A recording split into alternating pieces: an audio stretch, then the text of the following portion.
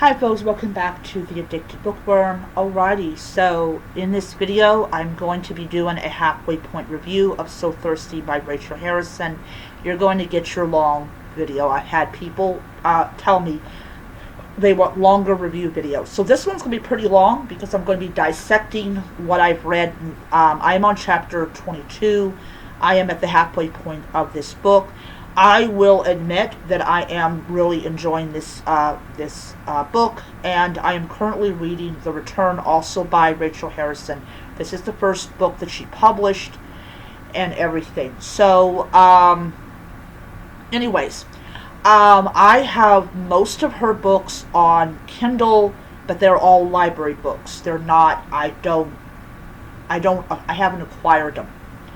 So Thirsty is a vampire story. This is the line between being human and being a monster, and we follow these two women names, and I know I'm going to mispronounce this woman's name, Salome and Naomi. So Salome is a typical housewife. She used to be this wild person, and then what ended up happening was she got married to a guy called Joel. And Joel likes to dabble in a practice called cheating. He cheats on his wife as many times as he can get away with. And she knows he's a cheater. And therefore her view about men are entirely different than Naomi's view about men. Naomi is married to a guy called Daniel. He's in a band. And they go around the world and they tour and stuff like that. And Naomi has dropped acid and has had group orgies and all that type of stuff. So Joel goes and says, hey, I'm going to send you to this week-long retreat with your friend Naomi. I'm not going because I don't want to be around you. Because basically he wants her away so he can continue to cheat on her. And what happens is he gives her a gift and tells her, don't open it until your birthday. And yeah. So they're out shopping and all this stuff. And there's this beautiful depiction of the hotel. I really like Rachel Harrison's visual imagery of this hotel. It's beautiful, it's posh. It's everything that you can imagine in this beautiful 5-star hotel that probably has diamond awards up the yin-yang. And here's the thing is, Salome and Naomi both come from money. They have a lot of money. So being able to come to this posh hotel is not, any kind of issue for Joel. Joel's also filthy rich as well. At least that's the impression I get from his character. So what is happening is we meet a guy called William. He's the porter. He will be in the book a little bit later on. And you just think that, the guy called William, he's just passing, get in the car and all that type of stuff. And so what happens is they go to a bar. I don't know if it's the first night. I think it's the first night. And they meet a guy called Henry. Henry is he's really super nice. He is a very nice character. He is a very nice person, except for one small thing. He happens to be a vampire. I don't know how old he is. No idea. So this very polite man invites them to his castle. And here's the thing, is it's surrounded by a gate. And there's a reason for that. There's a reason for it. Don't yet know the reason for it, but there's a reason for it. And so they go in there, and of course Salome soon discovers that it's going to be this, group orgy, and she's not thrilled about it. She does not want to take part in it. Naomi is more like, yes, orgy time. She's kind of that type of person. And they're all hot. and they're all sexy, and they're everything you can imagine a vampire to be, except at the time they don't know that's exactly what they are. And Henry is kind of concerned about, like, something. What he is definitely concerned might be connected to the thing in the basement. The thing in the basement is also a vampire, but he is a creature that has abstained from drinking blood. He's literally dying of thirst. That's what Henry says. And what ends up happening is, she's trying to get Naomi out of there. Basically everything she thought, which is kind of not what she thought, what is actually happening. And sure enough, this thing comes out of the basement. It goes right for Naomi, and Naomi gets bitten hard. And then at the end of chapter 10, Henry gives Salome a choice. This has to be of her own free will. It can't be forced. It is, how would you like to live forever? So here you have Salome. She's trying to stop the blood flow to Naomi's neck. It's not working. And of course she agrees to it, even though she thinks that everybody there is mentally insane. So they have to go through this whole ritual, which involves a lot of blood, a lot of other stuff. No, not sex, but definitely a lot of blood. And when she comes to, she can feel that she's different, but she's like, she doesn't want to believe that this is happening. And Naomi immediately starts saying, I'm thirsty, I'm so thirsty. And then she's like, well, I'm going to go get you some water. And she goes, I'm not thirsty for water.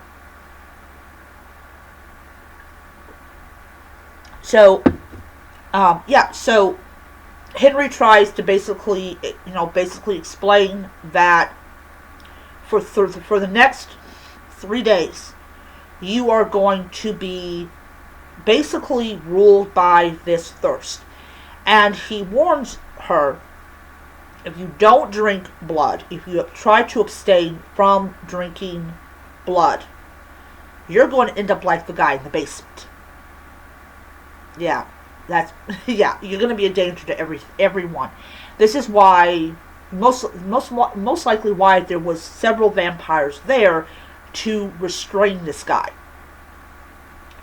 So, right away, Naomi, every time I try to do this video, I always say Nicole instead of Naomi. Naomi just cannot control herself. She runs out of the cabin. She finds a rabbit. She kills the rabbit. Just like what Henry says, the taste of animal blood is not the same as human blood. And then, remember William? I mentioned him earlier in the video. William the porter. William the porter gets snatched by Naomi. I'm not redoing this video. Naomi. And she starts to feast on this guy. And of course, Salome is trying to pull her away, and unfortunately she gets a whiff of it and she has to feed as well. However, they do not kill him. Then, here's the weird thing. What Henry did not tell these two women, whatever they were ingesting that's in their bloodstream, you're going to get it. So there was a movie out. This was done during the pandemic. It was called Vampire Dad, and it was basically about this psychologist or psychiatrist that gets turned into a vampire. And his wife's brother comes in with some blood. And the person who blood used to be in their body when they were alive was high on acid when he died. Probably died based on the fact that he was high on acid. And he drinks it, and he gets high off of the residue of the acid that is still in the bloodstream. Because the acid is not yet broken down. So, this guy, William, was smoking marijuana. Those two women get high. Just laughing my butt off. I was like, wow. Oh, man. It's hilarious. They're all high. And they're like, and someone says, how do you feel? And Naomi's like I smoked a bong. Oh man, the power of books. I just love it so much. So, they have to hit the road. Because Salome knows that, yeah, she's still a little high. Salome knows that her and Naomi are a danger to the guests at the hotel. It would also not be good. And what ends up happening is, of course, they hit the road, and they're going to go to Naomi's parents' cabin out in the woods and stay there for a while. So, what basically happens is they stop at a truck stop, not truck stop, but at a rest stop, and Salome is trying to learn how to control this bloodlust. Side note, they do not show up in mirrors. They are absolutely invisible to mirrors. That's how they both know they're vampires. So always go back to the rest stop. So Salome is trying to control this bloodlust that she now has. And what ends up happening is she notices a truck in the lot, which equals food. And she comes to the women's bathroom. There's blood everywhere. And Naomi is feeding on this guy. And what does this guy do in his last moments on this big blue marble? He calls them cunts, which is not a good idea. You are being fed on by a woman, and you have the audacity to call both the women cunts. You have zero survivability because you are an asshole. What happens is they finish him off. Yeah, there's going to be some dead. I have a feeling there's going to be plenty of dead bodies in this in this book. So, what do these women decide to do? They decide they're going to try to hide this body by pushing it down a hill. Lovely. You do realize you do not actually show up on video camera. You do realize that. You don't need to do that. You don't show up on video camera at all. That is if Rachel Harrison is doing what is sticking with the whole thing of that that they don't appear in any kind of photos or on camera or anything like that. It'll make a great paranormal video if they don't realize what they're looking at is two vampires leaving. So we're now at the point of it where these two women are at a motel, and by the way, there's plenty of cars, which means there's plenty of food. So my overall impression of this book, okay, first of all, I am enjoying the book. The idea that you have these two women who are very new to vampirism, and one has more control over their situation than the other does. Naomi is a very irresponsible kind of person because she has never had any kind of consequence to her action. She is, she's like, oh yeah, we're not hurting nobody. There's no consequence to her actions. By putting herself and her friend in this situation, she is the reason that Salome is a vampire. That she is the reason that she's a vampire. She finally has to accept that there is actual consequences to your actions. And also the thing about it is that she's got to go back home to Daniel, and she's a vampire. Now, I do like that Rachel got rid of a lot of the weaknesses that you would have with vampires. Now, I don't know about the invite thing. I don't know. It's interesting to see if she's included that in. But right now, they don't turn away from crosses. They don't turn to bats.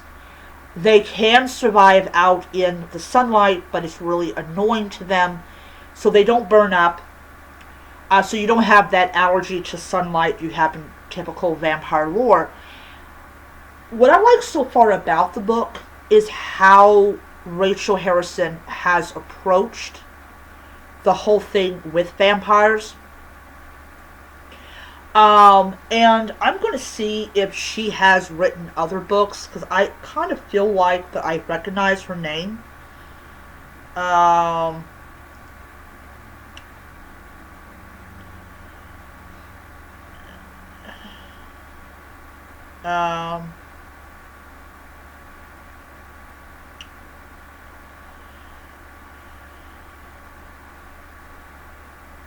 So, let's see.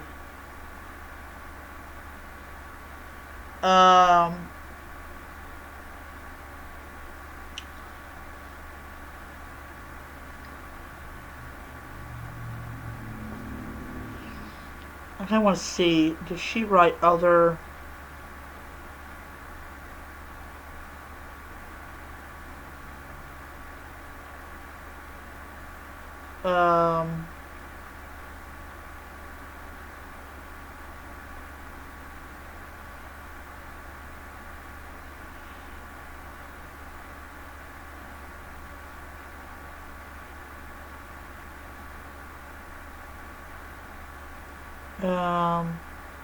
looks like she did some more Hammer.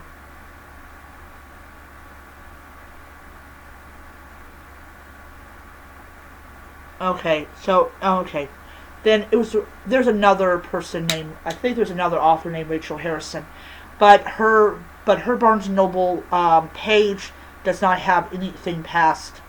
Well, she did Warhammer, but yeah. So, anyways, the whole thing is about like female friendship and a couple other themes that are explored in the book. Definitely about the difference between about control and given into your this new lifestyle that you're now a part of, and also about consequences. How some people all through their lives they do things that would have dire consequences to anyone else, but then what happens is nothing happens to them, and then suddenly they're in a situation where something bad does happen to them. So you have Salome, who views herself as a monster. She's like, I'm a monster, I'm one of them, and she does not view herself as human anymore. And now she doesn't have to worry about wrinkles or any like that anymore, because that's one of the perks of being a vampire, is you don't grow old. But Henry warns that there is a lot of things worse than death, and what that guy was is what can happen. So you have her, she doesn't want to hurt people, unfortunately, she does end up hurting someone. She ends up killing someone, even though, um, even though her friend is very clear that you did not kill this person. So basically, in a nutshell, the guy died because he made the wrong choice. And I've noticed that this book is this book's main theme is choices. The choices that you make always turn out to be different. So that's a theme I'm getting from the book so far, is choices. This is the choice you make. You know, what kind of choice would you make if your friend was on death's door? You know, Salone's husband's choice to be a cheater. Her friend's choice to put them both in that situation. William's choice to be out there in the woods smoking pot. Even though he knows it's against the rules. So everybody in this book does something to end up in the situation that they're in. And that is, like, even the guy who bit her friend made the choice to try to go against his nature and abstain from drinking blood. So he put these vampires in a very difficult position where they were just going to have fun. And then the guy made the choice that caused it to change. Anyways, I'm so far enjoying the heck out of this book, and I definitely see myself owning my own physical copy of the book. So yeah, so if anyone has read So Thirsty, please don't tell me how you personally felt about it, because I will be doing a full review of the second half of the book. And yeah, so anyways, that is my last video for the night. I hope you enjoyed it, and until next time, be well and keep reading. Bye.